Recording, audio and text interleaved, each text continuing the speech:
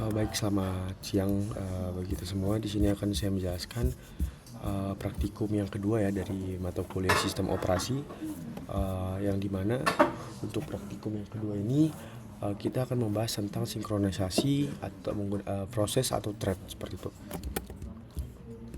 Nah, yang dimana anggota kelompok itu saya beranggotakan 3 orang, yang dimana saya sendiri Gena Novan dengan NIM 004, ada juga David Simbolon dengan NIM 001, ada juga Niko Amos Simanjuntak dengan NIM 041.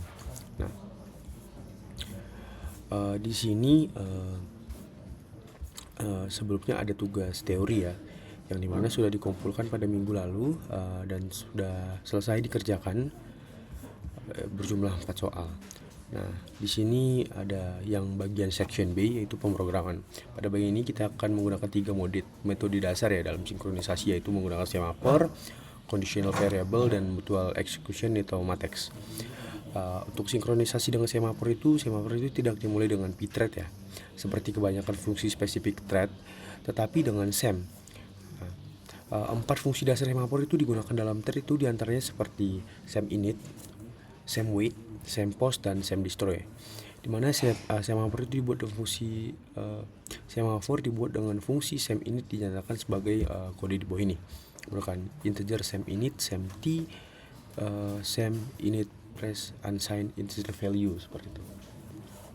Lalu parameter pertama itu berfungsi untuk menginisiasi si objek semafor ya, yang ditunjuk oleh semafor si SEM. Lalu parameter kedua itu menentukan bagaimana si semafor itu akan di-sharing. Jika bernilai 0, maka semafor itu dapat di-share antar thread dalam satu proses.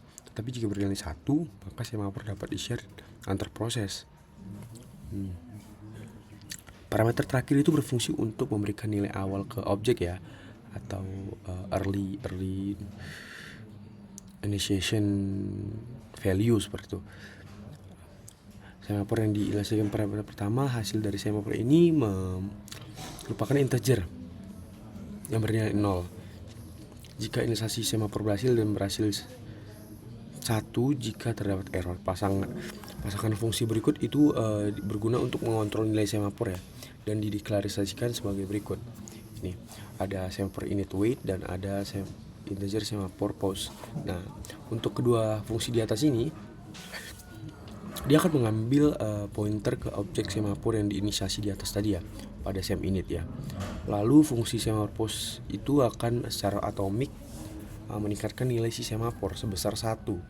Sedangkan si semafor wait akan secara atomik itu mengurangi nilai semafor sebesar 1 jika Anda memanggil semafor wait dan semafor dengan nilai 2, maka thread akan dieksekusi sehingga nilai semafor menjadi 1.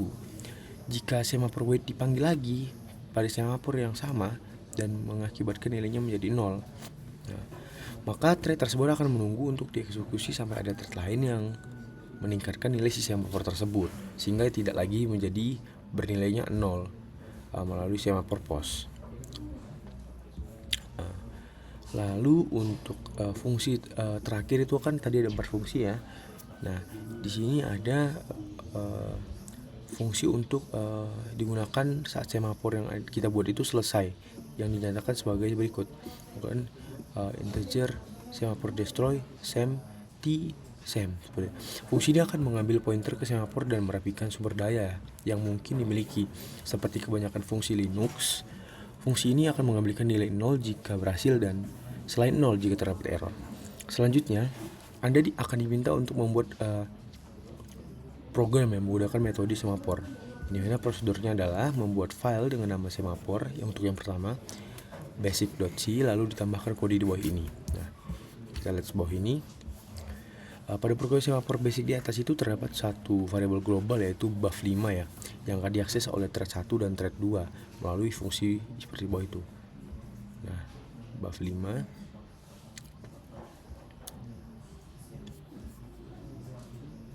ya.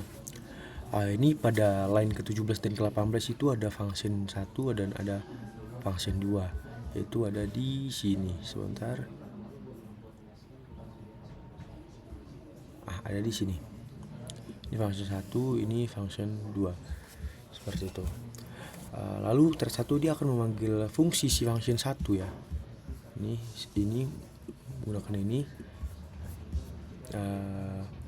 Dimana fungsi tersebut akan mengisi buff dengan sebuah string ya, yang isi string itu adalah jika menggunakan kata-kata itu akan merancang atau membuat menyusun sebuah kata-kata menjadi kata-kata hello there yang melalui pernyataan berikut seperti ini di bagian 34. Nah, hello there ini. Lalu thread 1 akan memanggil fungsi yang selanjutnya, sedangkan thread 2 itu akan memanggil fungsi function 2 di mana fungsi tersebut akan menampilkan isi dari buff yang melalui pernyataan berikut. Nah, seperti itu. Jadi untuk ini berikut adalah si hasil dari program semaphore basic C yang ketika dijalankan akan menghasilkan output seperti ini. Nah, lalu ini adalah implementasi ke dalam si Ubuntu-nya sendiri ya. Di sini ada function 1, function 2, void inisiasi. Lalu di sini ada thread 1, thread 2. Nah, pada thread 1 itu atau function 1 itu mengisi variabel global dengan string ya, hello there tadi. Dan untuk thread 2 atau function 2 itu akan menampilkan isi dari si buff-nya. Nah, karena buff adalah variabel global yang dapat diakses oleh kedua thread, maka diperlukan semaphore matrix. Nah, untuk mencegah race condition, lalu semaphore didefinisikan dengan semaphore init ampersand matrix 0.1 seperti itu. Artinya digunakan dalam suatu proses zero jika nilai awal 1 atau bisa dibilang binary semaphore atau matrix. Lalu si semaphore wait itu dan matrix itu akan mengunci critical sectionnya. Lalu semaphore pause akan membuka kunci critical section seperti itu.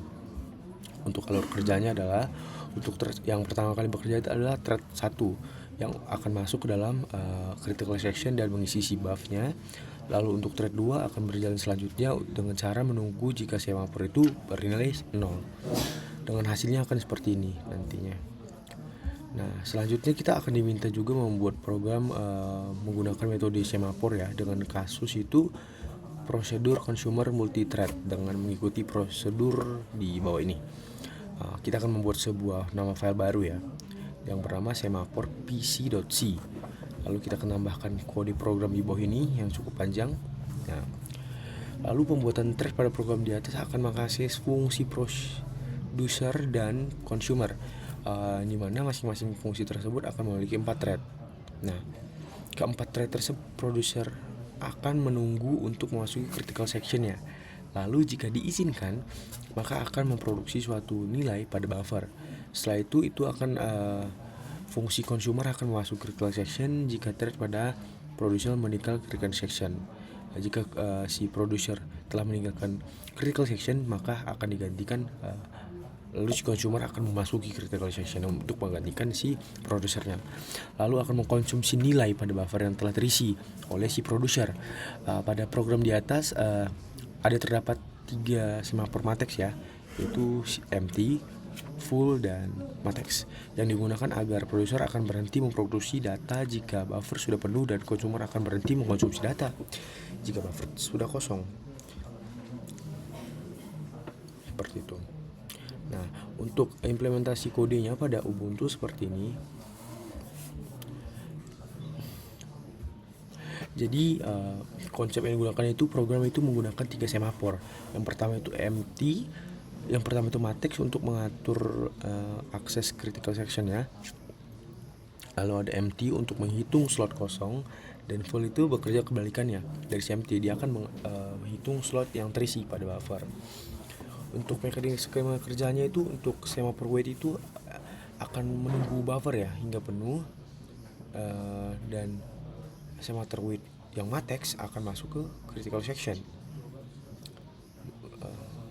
mengisi buffer, dan semaphore pause itu akan mengisi buffer.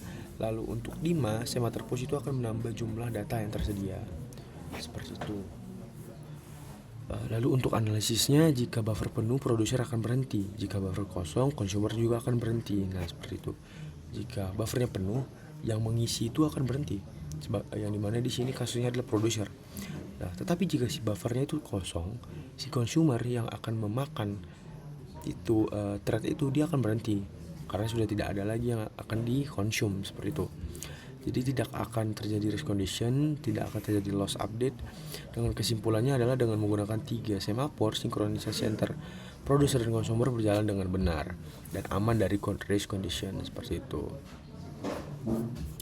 Lalu di sini ada buat kita akan membuat sebuah nama file dengan nama conditional variable.c, lalu akan tambahkan kode di bawah ini.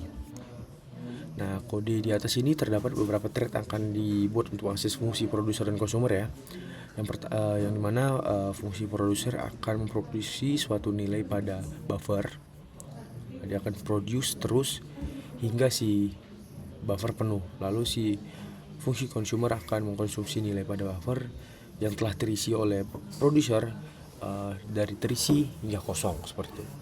Lalu sinkronisasi dengan matexnya, cara lain untuk menyinkronkan antara dalam pemrograman multithread adalah dengan matex, yaitu mutual exclusion, yang akan bertindak dengan memungkinkan program untuk mengunci si objeknya seperti itu. Nah, ini implementasi kodenya, yang dimana konsep yang digunakan itu pthread matex t, yaitu mengunci critical section. Lalu ada pthread condition t, akan mengatur kondisi tunggu. Lalu untuk fungsi utama itu pthread kondisi wait dan pthread kondisi signal seperti itu. Nah, lalu apa sih mekanis kerjanya? Yang pertama itu akan producer itu akan mengunci si matex. Jika buffer penuh, pthread akan menunggu. Setelah produksi dia akan ke consumer. Nah, memberikan sinyal. Lalu consumer menunggu jika buffer kosong. Setelah dikonsumsi, memberikan sinyal ke produser bahwa buffer telah kosong seperti itu, telah dikonsumsi semuanya. Apa sih perbedaan dengan semafornya? Untuk semafor itu menggunakan counter ya. Nah, sedangkan conditional variable itu menggunakan berbasis kondisi. Untuk semafor lagi itu lebih sederhana dan conditional variable itu lebih fleksibel. Untuk semafor itu cocok untuk counting resource dan untuk conditional variable itu cocok untuk komunikasi antar thread. Nah, jadi kesimpulannya adalah conditional variable itu memungkinkan thread menunggu berdasarkan kondisi tertentu. Lalu di sini ada tugas pemrogramannya. Nah, di sini ada studi kasus implementasi masalah sinkronisasi klasik ya, Deining philosopher dengan semafor.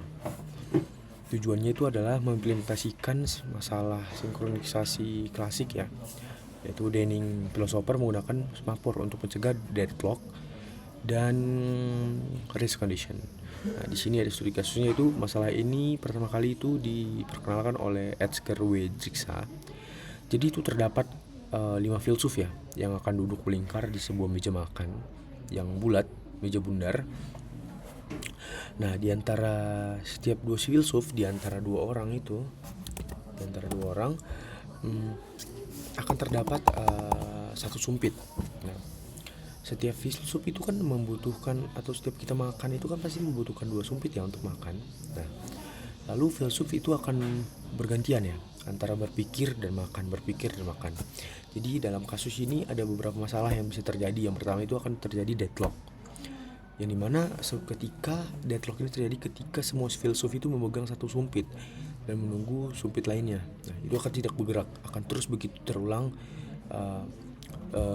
maka terjadinya deadlock. Lalu ada terjadinya starvation, ada filsuf yang tidak pernah mendapat kesempatan makan. Nah, sebenarnya. Lalu untuk kondisi yang digunakan itu adalah semafor untuk masing-masing sumpit dan satu semafor tambahan untuk sebagai pembatas room seperti itu. Ini untuk kodenya, implementasinya pada Ubuntu. Nah, untuk pembahasannya ada di sini. Untuk semafor yang digunakan itu adalah chopstick I, yang dimana semafor untuk masing-masing sumpit itu binaris semafor ya, untuk nilai awalnya itu 1. Lalu ada room, itu semafor pembatas jumlah filsuf yang dimana itu nilai awalnya adalah 4. Jadi alur kerjanya seperti ini. Yang pertama itu filsuf akan waiting atau berpikir dulu. Lalu yang kedua akan meminta izin masuk ruangan menggunakan semafor wait, room. Nah, jadi tidak langsung masuk. Aku mengambil sumpit kiri dan kanan, lalu dia akan makan dan meletakkan kedua sumpit dan keluar ruangan. Jadi tidak terjadinya deadlock dan tidak akan terjadi starvation. Jadi semua akan bergantian seperti itu. Saya kira hanya cukup segini penjelasan kode saya dari mata kuliah SISOP. Terima kasih.